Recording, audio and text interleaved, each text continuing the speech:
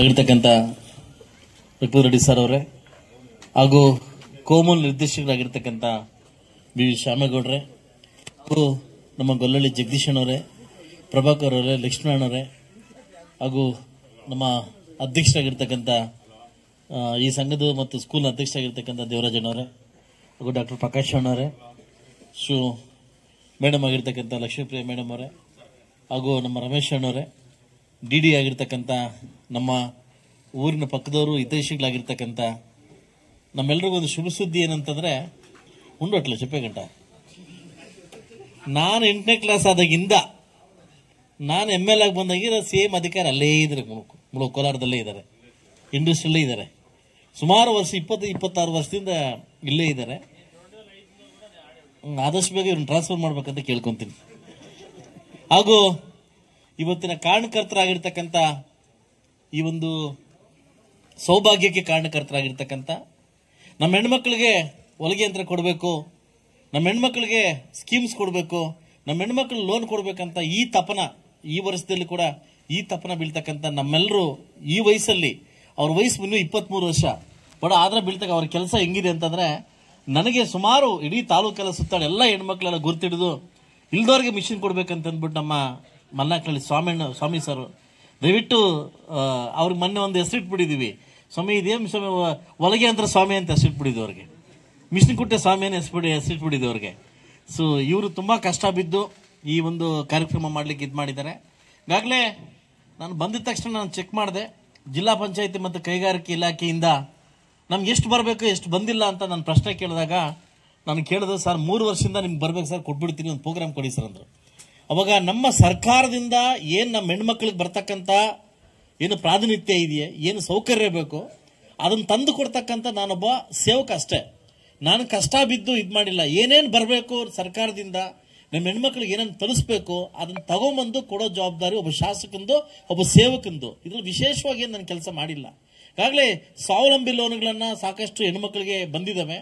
ಯಾರೋ ಸುಮಾರು ಜನ ಸುಮಾರು 70-75 ಸ್ವಾವಲಂಬಿ ಲೋನ್ ಬಂದಿದ್ದಾವೆ, ಸಂಘಕ್ಕೆ ಕೊಡೋದು ಯಾರು ಅಪ್ಲೈ ಮಾಡಿಲ್ಲ. ಇದ್ರ ಬಗ್ಗೆ ಗೊತ್ತಿದೆಯೋ ಗೊತ್ತಿಲ್ಲೋ ನನಗೆ ಗೊತ್ತಿಲ್ಲ. ಸಾಕಷ್ಟು ಸಂಘಗಳಿಗೆ ಗೌರ್ಮೆಂಟ್ ಇಂದ ಅಮೌಂಟ್ ಬರ್ತದೆ, ಅದು ಬರೀ 8-9 ಜನ ಅಪ್ಲೈ ಮಾಡಿದ್ದಾರೆ, ಸುಮಾರು ಜನ ಮಾಡಿಲ್ಲ. ಇದ್ರ ಬಗ್ಗೆ ಸುಮಾರು 2 ಲಕ್ಷ 3 ಲಕ್ಷ ಅಮೌಂಟ್ ಬರ್ತದೆ. ಅದ್ರ ಬಗ್ಗೆ ಅಪ್ಲೈ ಮಾಡಿ ನಾನೇ ಸೈನ್ ಮಾಡಿಕೊಡ್ತೀನಿ, ಖಂಡಿತವಾಗಿ ತಮಗೆಲ್ಲ ಬರ್ತದೆ. ನಾನು ಒಂದೇ ಹೇಳೋದು, ನಮ್ಮ ಇಲಾಖೆಯಿಂದ ಪ್ರತಿ ವರ್ಷ ಏನೇನು ಬರಬೇಕೋ ಎಲ್ಲವನ್ನೂ ಸೌಕರ್ಯ ಮಾಡಿಕೊಡ್ತಕ್ಕಂಥ ಜವಾಬ್ದಾರಿ ನಮ್ಗಿರ್ತದೆ. ದಯವಿಟ್ಟು ಯಾವ ಹೆಣ್ಮಕ್ಳು ಇದನ್ನ ಫಲಾನುಭವಿಗಳಿದ್ದಾರೆ ಇದನ್ನ ಪಡ್ಕೊಂತೀರಿ, ನಿಮ್ಮ ಜೀವನೋಪಯೋಗಕ್ಕಾಗಿ ಒಂದು ಸೈಡಲ್ಲಿ ಏನು ತಾವು ಇದೇ ಜೀವನ ಅಲ್ಲ, ನಿಮಗೆ ಸೈಡಲ್ಲಿ ಏನು ಕೆಲಸ ಮಾಡ್ಕೊಂತ ಇದ್ದೀರಿ, ನಿಮ್ಮೆಲ್ಲರಿಗೂ ಒಳ್ಳೇದಾಗಲಿ ಅಂತ ನಾನು ಬಯಸ್ತೀನಿ. ಯಾಕೆಂದ್ರೆ ಈ ಸರ್ಕಾರ ಗೊತ್ತಿದೆ, ಈ ಸರ್ಕಾರ ಎಲ್ಲೂರಿಗೆ ಹೋಗ್ತಿದೆ, ಹೆಂಗೋಗಿದೆ ಅಂತ ಗೊತ್ತಿದೆ. ಇವತ್ತು ನಾನು ಒಬ್ಬ ಉದ್ಯಮಿ ಆದರೂ ಕೂಡ ನನಗೆ ರಾಜಕಾರಣ ಅವಶ್ಯಕತೆ ಇರಲಿಲ್ಲ, ಆದರೂ ಕೂಡ ಸೈಡಲ್ಲಿ ಏನೋ ಸೇವೆ ಮಾಡಬೇಕು, ಸಮಾಜ ಸೇವೆ ಮಾಡಬೇಕಂತ ಬಂದು ನಾನು ಒಬ್ಬ ಶಾಸಕನಾಗಿದ್ದೀನಿ. ಒಬ್ಬ ಶಾಸಕನಾಗಿದ್ರು ಕೂಡ ಏನು ಕನಸನ್ನು ಹೊತ್ಕೊಂಡ್ ಬಂದಿದ್ದೀನಿ, ಏನು ಕನಸನ್ನು ನನ್ನ ಪರಿಸ್ಥಿತಿ ಹೆಂಗಾಗ್ಬಿಟ್ಟಿದೆ ಅಂತಂದ್ರೆ, ಇವತ್ತು ಯಾವುದೋ ಕೋರಿ ಮಗನಿಗೆ ಹೆಣ್ಣು ತಗೊಂತೀವಿ, ಸೊಸೆನ್ ತಗೊಂತೀವಿ, ಬಂದು ಸೊಸೆ 1 ತಿಂಗಳಿಗೆ ಅಮ್ಮನ ಅವತಾರ ನೋಡೋದು ಹೆಂಗಾಗುತ್ತೆ, ನನ್ನ ಪರಿಸ್ಥಿತಿ ಹೆಂಗಾಗ್ಬಿಟ್ಟಿದೆ. ಇವತ್ತು ನಾನು ಆಸೆ ಬಿದ್ದು ಶಾಸಕನಾಗಿ ಸಾಕಷ್ಟು ಏನೋ ಮಾಡ್ಬೇಕಂತ ಬಂದಾಗ ನನ್ನ ಸರ್ಕಾರ ಸಪೋರ್ಟ್ ಮಾಡ್ತಾ ಇಲ್ಲ. ಯಾಕೆ ಸಪೋರ್ಟ್ ಮಾಡ್ತಾರೆ ಅಂತಂದ್ರೆ, ಸರ್ಕಾರ ಪ್ರತಿನಿತ್ಯ ಏನೇ ಕೇಳಿದ್ರು ಕೂಡ ಹೆಣ್ಮಕ್ಳು 2,000 ಕೊಡ್ತೀವಿ, 2,000 ಕೊಡ್ತೀವಿ, ನಾವು ಎಲ್ಲಿಂದ ತಂದು ಕೊಡ್ಬೇಕು ಅಂತ ಹೇಳಿ. ಈ 2,000 ಹೆಂಗಾಗಿದೆ ಅಂದ್ರೆ ಒಂಥರ ನಮ್ಗೊಂದು ಮಾರ್ಕ್ ಆಗಿದೆ. ಏನಂತಾರೆ, ಏನೇ ಮಾತಾಡಲಿ 2,000 ರೂಪಾಯಿ ಆಳಕಿಸ್ತ ಮಿಕ್ಕಾಡಿ ಇಚ್ಚಿದೆ ಅಂತ ಹೇಳ್ತಾರೆ. ಸಾಕಷ್ಟು ಸಾವಿರಾರು ಕೋಟಿಗಳು ಇವತ್ತು ಈ ಗ್ಯಾರಂಟಿಗೆ ಹೋಗೋದ್ರಿಂದ ಈ ಸರ್ಕಾರ ತತ್ತರಿಸೋಗಿದೆ. ಇವತ್ತು ನಮ್ಮ ಪರಿಸ್ಥಿತಿ ಹೆಂಗಾಗಿದೆ ಅಂತಂದ್ರೆ, ನಮ್ಮ ಸಂಬಳ 1 ಲಕ್ಷ, ಸಂಸಾರ ಖರ್ಚು 2 ಲಕ್ಷ, ಹಂಗಾಗ್ಬಿಟ್ಟಿದೆ ಪರಿಸ್ಥಿತಿ. ಅದರಿಂದ ಸರ್ಕಾರದಲ್ಲಿ ದುಡ್ಡಿಲ್ಲ. ಏನು ಆಸೆ ಆಕಾಂಕ್ಷೆಗಳು ಹೊತ್ಕೊಂಡು ನಾನು ಮುಳುಬಾಗಲು ಶಾಸಕನಾಗಿ ಬಂದಿದ್ದೀನೋ ಅದನ್ನ ಸಕಲ ಪ್ರಯತ್ನವನ್ನು ಮಾಡ್ತಾ ಇದ್ದೀನಿ. ನಾನು ಏನೋ ಮಾಡಬೇಕು ಮಾಡ್ತಿದ್ದೀನಿ ಅಂದ್ರೆ ಸರ್ಕಾರ ಸಪೋರ್ಟ್ ಮಾಡ್ತಾ ಇಲ್ಲ. ಆದರೂ ಕೂಡ ನುಗ್ಗಿ ಕಾಡಿ ಬೇಡಿ, ನೀವು ನಮ್ಮೊಂದು ಗೊತ್ತಿರಲಿ, ಒಂದು ಲೆಟರ್ನ ಪಾಸ್ ಮಾಡಬೇಕಾದ್ರೆ ಒಂದು ಡಿಪಾರ್ಟ್ಮೆಂಟ್ ಹೋಗ್ಬೇಕಾದ್ರೆ ಭಿಕ್ಷೆ ಬಿಡಬೇಕು, 5 ಸರಿ 6 ಸರಿ ಹೋಗ್ಬೇಕು, ನಮಸ್ಕಾರ ಹಾಕ್ಬೇಕು, ಸರ್ ನಾನು ಕೊಟ್ಟಿದ್ದೀನಿ ಮಾಡಿ ಕೇಳ್ಕೊಂಡ್ರೆ ಮಾತ್ರ ಮಾಡ್ತಾರೆ. ನೀವು ಅನ್ಕೊಂಡಿರ್ಬೋದು ಶಾಸಕನಂದ ಜೈ ಅಂತ ಕಾರಾಗ ಬರ್ತಾನೆ ಹೋಗ್ತಾನೆ ಅಂತ. ಆದ್ರೆ ನಮ್ಮ ಬದುಕು ಪ್ರತಿ ಗುರುವಾರ ಬುಧವಾರ ಭಿಕ್ಷಿಗಿಂದ ಕಡಬಾಟ್ಲವಾಗಿ ಸರ್ಕಾರ ನೋಡ್ತಾ ಇದೆ. ಆದಷ್ಟು ಬೇಗ ಈ ಸರ್ಕಾರಕ್ಕೆ ನಮಗೆ ಇನ್ನೂ ಯಥೇಚ್ಛವಾಗಿ ನನ್ನ ಜನಕ್ಕೆ ಅನುಕೂಲ ಆಗೋ ತರ ಈ ಸರ್ಕಾರಕ್ಕೆ ಬುದ್ಧಿ ಬರಲಿ, ಈ ಸರ್ಕಾರ ಎಚ್ಚೆತ್ಕೊಳ್ಳಿ. ಇವತ್ತು ಜನ ಇಲ್ಲದೆ ನಾವ್ಯಾರು ಇಲ್ಲ, ಜನಕ್ಕೆ ನಾವು ಸಪೋರ್ಟ್ ಮಾಡ್ರೆ ಮಾತ್ರ ನಾವು ಉಳಿಲಿಕ್ಕೆ ಸಾಧ್ಯ ಆಗ್ತದೆ. ಇವತ್ತು ಪಕ್ಕದ ರಾಷ್ಟ್ರದಲ್ಲಿ ಚಂದ್ರಬಾಬು ನಾಯ್ಡು ಕೊಡ್ತಕ್ಕಂಥ ಸರ್ಕಾರವನ್ನ ಹೋಲಿಕೆ ಮಾಡ್ಕೊಂಡ್ರೆ ನಮ್ಮದು ಅಧೋಗತಿ ಆಗಿದೆ.